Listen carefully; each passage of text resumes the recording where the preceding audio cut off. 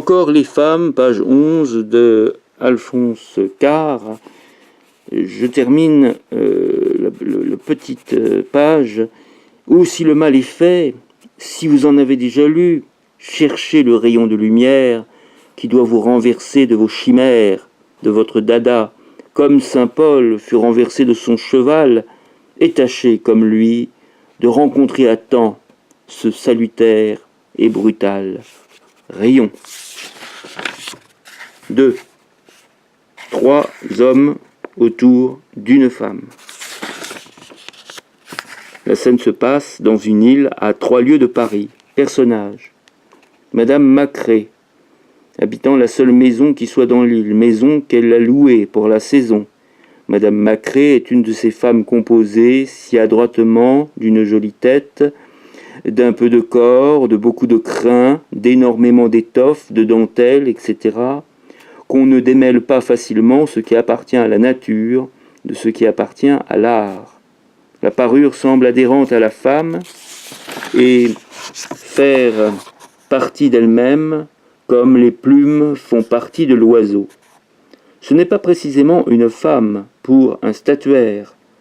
Rien n'est tout à fait à sa place, rien n'a sa forme normale. Madame Macré, comme un grand nombre de bourgeoises parisiennes, est d'une autre classe sociale que son mari. Monsieur Macré est un mercenaire, un homme de peine qui travaille dans un bureau d'un ministère quelconque, de 9 heures du matin à 4 heures du soir.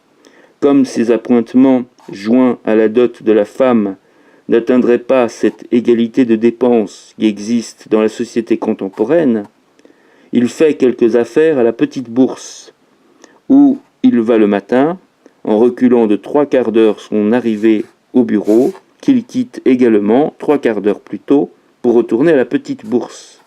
Madame Macré est rentière, c'est-à-dire qu'elle vit sans autre occupation que celle de sa toilette. Il vient un moment où Paris n'est plus habitable, où il est de bon ton d'être à la campagne. Monsieur Macré reste à Paris néanmoins.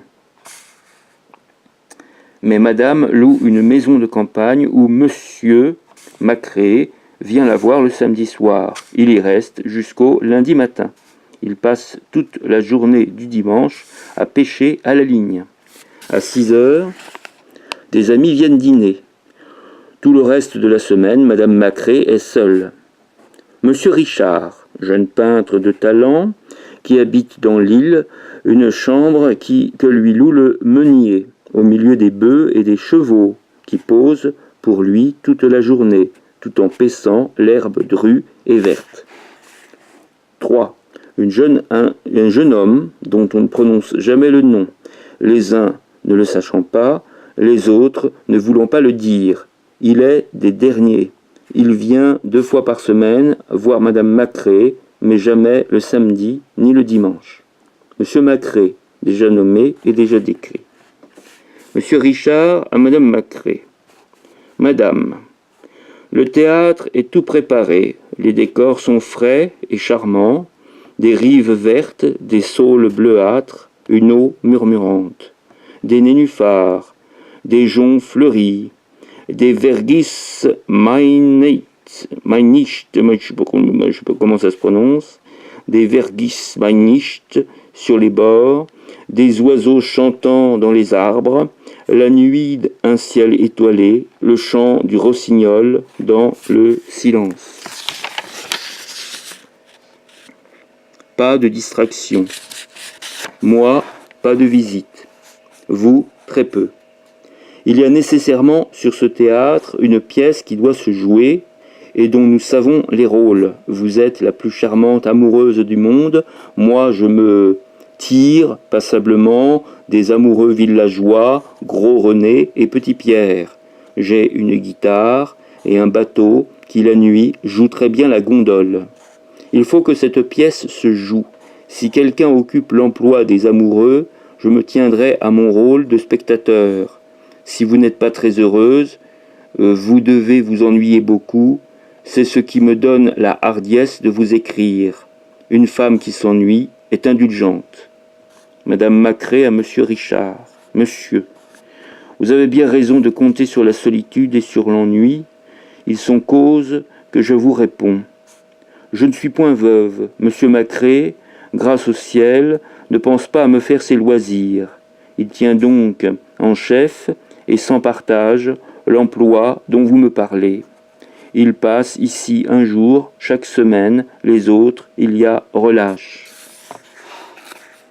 Vous êtes un peintre célèbre? Je peins peu, mais mal. Si vous voulez vous tenir pour averti de ce qui précède, et ne vous croire point obligé de me faire la cour, je serai très heureuse de vous rencontrer et de voir vos études. Monsieur Richard à Madame Macré. Madame, je ferai naturellement tout ce que vous voudrez, mais il faudrait savoir bien précisément ce que vous voulez. Permettez-moi de vous aborder demain pendant votre promenade.